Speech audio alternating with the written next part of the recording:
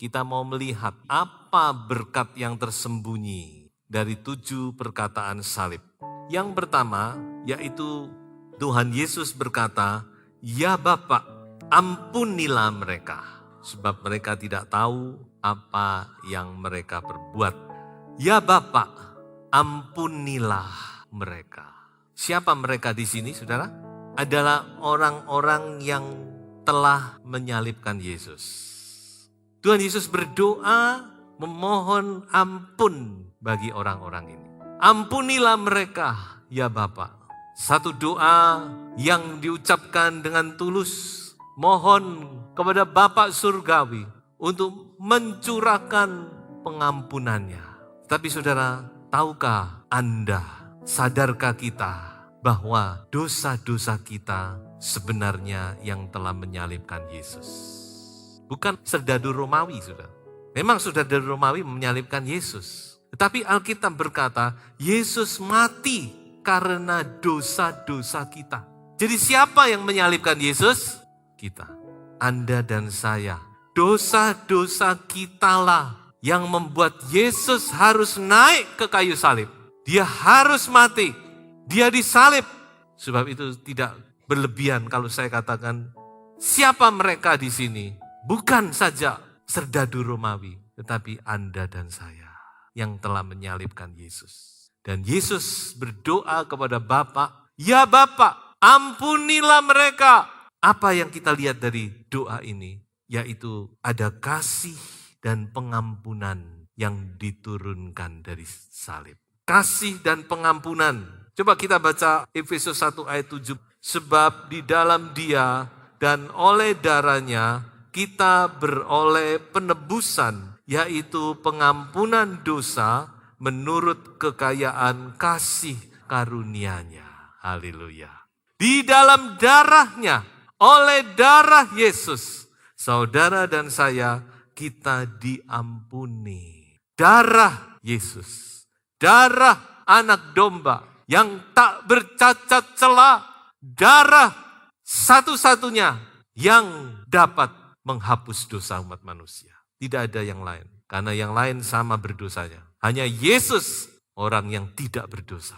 Jadi saudara-saudara, dari kalimat yang pertama ini kita menerima kasih dan pengampunan Allah. Dan saya yakin kasih dan pengampunan Allah itu tidak berubah sampai sekarang. Siapapun kita, mungkin saudara merasa saudara orang yang paling jahat di dunia. Mungkin saudara merasa dosamu adalah dosa yang paling keji, yang paling besar di dunia, yang paling hitam di dunia. Tapi darah Yesus sanggup untuk menghapus dosa-dosamu. Kalau kita mau percaya, kalau kita mau datang kepadanya, kalau kita mau memohon, Tuhan sucikan aku dengan darah-Mu. Darah Yesus itu mengampuni kita. Yang kedua, Tuhan Yesus berkata kepada salah satu penjahat yang ada di sebelahnya, nggak tahu sebelah kiri atau kanan, Alkitab tidak mengatakan, tapi dia mengatakan kalimat ini. Hari ini juga engkau akan ada bersama-sama dengan aku di dalam Firdaus. Hari ini juga engkau akan ada bersama-sama dengan aku di dalam Firdaus. Kita tahu bersama di dalam kitab Kejadian, ketika Adam dan Hawa jatuh dalam dosa, maka mereka diusir dari Taman Firdaus. Dan Taman Firdaus itu dijaga oleh kerubium dan pedang yang bernyala-nyala, yang menyambar-nyambar dikatakan. Sehingga jalan itu tertutup. Mengapa kok Taman Firdaus ditutup, dikunci oleh Allah dengan pedang ini? Satu, karena di dalam Taman Firdaus itu ada pohon kehidupan. Jadi ini sebenarnya kasih Tuhan, kasih Allah. Sebab kalau sampai mereka makan pohon kehidupan, mereka akan hidup terus di dalam dosa. Ingat, Adam dan Hawa berbuat dosa. So itu dikatakan jalan ke Taman Firdaus itu ditutup. Tidak ada seorang pun yang bisa melalui. Hanya satu orang yang bisa melalui taman itu. Yang bisa menembus, yang bisa membuka jalan ke Taman Firdaus adalah Yesus. Dengan lain kata, pedang yang menyambar-nyambar itu sudah memakan satu nyawa, yaitu Yesus. Sehingga sejak itu dikatakan Taman Firdaus terbuka kembali. Nah, ini berkat yang kedua, saudara. Firdaus terbuka kembali. Sehingga dikatakan sejak saat itu maka setiap orang yang percaya kepada Yesus, yang mati di dalam Yesus, maka dia dikumpulkan Allah di Taman Firdaus sambil menantikan hari kebangkitan. Dan nanti pada hari kebangkitan, pada kekekalan, kita akan ada di situ. Dan kita akan menikmati yang namanya pohon kehidupan. Pohon kehidupan ini adalah memberikan kehidupan yang kekal. Benar-benar saudara-saudara, Firdaus itu sekarang menjadi milik kita. Jadi berkat yang kedua yang saya lihat di sini adalah Firdaus terbuka kembali. Firdaus yang memang sebenarnya diciptakan untuk manusia, tetapi terkunci oleh karena dosa umat manusia, sekarang terbuka lagi. Luar biasa. Sehingga orang yang percaya, dia bisa masuk ke situ bersama-sama dengan Yesus. Berkat yang ketiga, yaitu ucapan Yesus di atas kayu salib yang berseru kepada Bapa, Eli, Eli, lama sabachthani, yang artinya, Ya Allahku, mengapa engkau meninggalkan aku? Saudara tidak merasa anehkah seruan Yesus ini? Kalau saudara tidak merenung, memang saudara tidak akan merasa apa-apa. Tapi coba saudara merenung sejenak. Pernahkah Yesus dalam pelayanannya dia memanggil Ya Allahku? Kalau kita membaca di dalam kitab Injil, Yesus selalu memanggil siapa? Bapakku. Dia selalu menyampaikan kepada murid-muridnya, mengajar orang, dia selalu mengatakan Bapakku. Tapi di atas kayu salib, Yesus berseru, Ya Allahku, mengapa engkau meninggalkan aku? Di atas kayu salib, hubungan antara anak dan Bapa itu untuk sesaat terputus. Yesus benar-benar menjalani atau mengalami atau menghadapi salib itu sebagai seorang diri.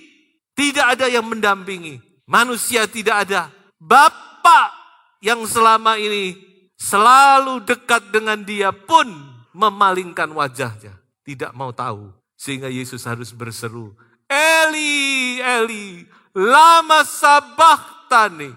Saudara-saudara, tidak sadarkah Anda dan saya mengapa Yesus dipisahkan dari Bapa? Yesus dipisahkan dari Bapa dengan satu tujuan, supaya Anda dan saya diterima oleh Bapa. Mengapa Yesus dia harus dipisahkan dari Bapaknya walau hanya sejenak? Di saat dia membutuhkan pertolongan, di saat dia membutuhkan kekuatan, di saat dia membutuhkan pendampingan dalam menghadapi maut, pribadi yang sangat dekat dengan dia pun meninggalkan dia. Saudara pernah merasa ditinggalkan? Saudara merasa seorang diri? Saudara merasa tidak diperdulikan oleh orang lain? Saudara tidak usah susah. Kalau kita ditinggalkan manusia, kita masih punya Yesus, amin. Tapi Yesus disalib, dia ditinggalkan oleh Bapa. Tidak punya siapa-siapa lagi. Supaya apa? Supaya kita diterima oleh Bapa. Coba kita baca ayat ini. Galatia pasal 4 ayat 5. Ia diutus untuk menebus mereka yang takluk kepada hukum Taurat, supaya kita diterima menjadi anak. Bukan sekedar diterima, saudara, tapi diterima sebagai anak. Sesaat hubungan Bapa dan anak itu terputus, supaya Anda dan saya, kita bisa diterima oleh Bapa sebagai anak. Enak, saudara. Luar biasa posisi orang percaya itu. Menjadi anak Allah. Saudara menjadi anaknya konglomerat aja mungkin saudara tidak kekurangan apa-apa, saudara. Tapi Anda dan saya, kita menjadi anak-anak Allah. Kita diberkati oleh Tuhan. Diselamatkan oleh Tuhan. Dan yang berikutnya adalah perkataan yang dia tujukan kepada ibunya dan kepada murid yang dikasihinya. Karena hanya Yohanes yang tetap mengikuti sampai kepada salib. Kepada ibunya dia berkata dengan menunjuk kepada Yohanes, Ibu, inilah anakmu. Dan kepada Yohanes dia berkata, inilah ibumu. Dan dikatakan oleh ayat Alkitab bahwa sejak itu maka Maria diterima oleh Yohanes di dalam keluarganya. Apa yang saya simpulkan dari ayat ini, yaitu pemulihan keluarga, persatuan keluarga. Ada sesuatu yang dipersatukan, dipulihkan kembali. Saya percaya bahwa salah satu karya salib yaitu dia memulihkan hubungan antara orang tua dan anak, hubungan antara suami dan istri, hubungan antara saudara bersaudara, hubungan antara menantu dan mertua, keluarga dipulihkan. Karena di atas kayu salib perdamaian itu terjadi.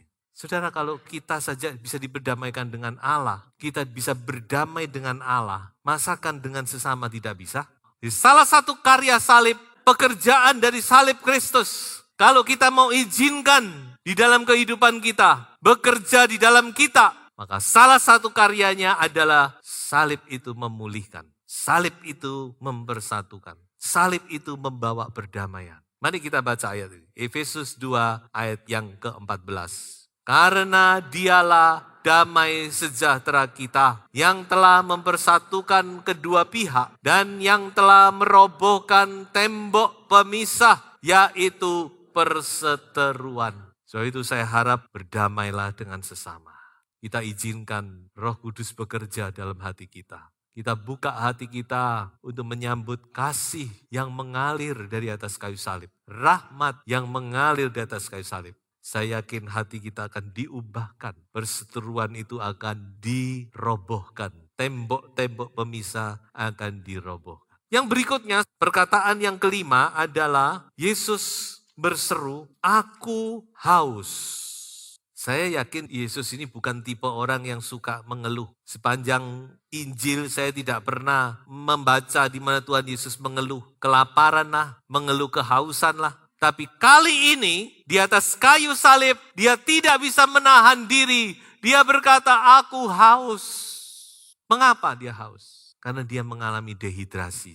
Dehidrasi yang dia alami itu sudah over. Sejak malam dia ditangkap, dia tidak dikasih minum. Belum cuma itu saudara, dia disiksa, tidak tahu sudah berapa liter darahnya yang sudah keluar dari tubuhnya. Belum keringatnya, sehingga dia benar-benar mengalami satu keadaan yang sangat-sangat haus.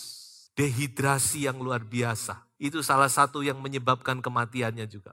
Dia benar-benar dalam keadaan yang menderita. Sehingga dia harus berseru, "Aku haus." Bagaimana saudara memandang perkataan ini? Oh, sekedar haus dikasih minum. Tapi saya melihat di balik dua kata ini, ada satu penderitaan yang luar biasa. Yang Yesus alami di atas kayu salib. Aku haus. Dan orang-orang yang tidak mengerti mencucukkan pakai bunga karang, dicucukkan kepada anggur, lalu dikasih empedu sedikit, disuruh dia minum. Dia menolak. Mungkin salah satu alasan menolak, karena itu akan menambah haus. Bisa.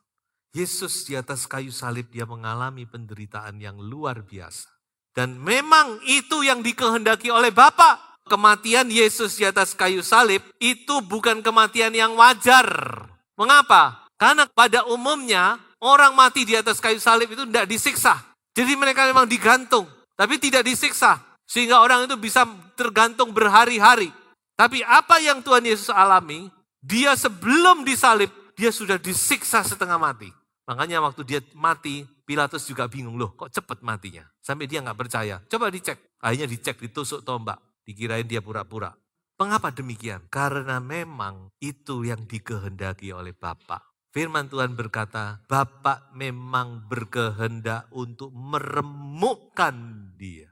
Kata meremukkan ini dipakai kata daka dalam bahasa Ibrani yang artinya menghancurkan berkeping-keping. Jadi bukan cuma sekedar dibanting, tapi benar-benar dibanting, diinjek-injek sampai benar-benar berkeping-keping. Hancur berkeping-keping. Itu yang dipakai kata meremukkan. Memang Bapak ingin meremukkan dia dengan kesakitan. Kok tega? Saudara yang punya anak, sudah tentu ingat waktu anak saudara sakit, nangis, terutama kalau masih bayi, masih kecil. Rasanya hati orang tua itu, mbok aku yang sakit. Ya toh? Daripada anakku, lebih baik aku yang menderita. Saudara bisa lihat hati Bapak itu bukan kejamnya. Bapak itu tidak kejam, justru sayang. Tapi dia harus relakan begitu. Dia harus relakan. Dia seperti ditegok-tegok no ya. Kalau orang itu saudara-saudara. Mengapa demikian? Yesaya 53 ayat 5. Tetapi dia tertikam oleh karena pemberontaan kita. Dia diremukkan oleh karena kejahatan kita. ganjaran yang mendatangkan keselamatan bagi kita ditimpakan kepadanya. Dan oleh bilur-bilurnya kita menjadi sembuh. Haleluya. Mengapa? Ini jawabannya. Supaya kita bisa disembuhkan. Segala sakit penyakit kita ditanggung dalam ayat lain. Dia menanggung segala sakit penyakit kita. Supaya Anda dan saya bisa menerima kesembuhan. Sebab itu datang dengan iman. Kalau ada yang sakit, saudara datang dengan iman percaya. Segala sakit penyakit tidak terkecuali karena kuasa Allah itu tidak terbatas. Kalau saudara percaya dengan iman dan saudara dengan pengharapan kepada Tuhan, harapkan dan lihat Tuhan bekerja dalam hidupmu. Karena janji Tuhan, ya dan amin. Dan perkataan yang keenam, sebelum yang terakhir, yaitu Tuhan Yesus mengatakan satu kata yang sangat beken dalam bahasa Ibrani, yaitu tetelestai, yaitu artinya sudah genap, sudah selesai, sudah tuntas, sudah sempurna, sudah genap. Apa artinya sudah genap? Berarti semuanya sudah beres, sudah tuntas, sudah sempurna, sudah lunas, tidak dicicil lagi. Apa yang kita terima dari Yesus, mulai dari hal-hal yang jasmani sampai kepada yang rohani, Tuhan sudah bayar dengan lunas. Saudara dan saya tinggal menikmati. Dan teristimewa keselamatan yang kita dapat dari Yesus. Sudah sempurna, sudah tidak usah tambah-tambah yang lain lagi, saudara. Saudara yakinlah di dalam Yesus, saudara sudah diselamatkan dengan tuntas.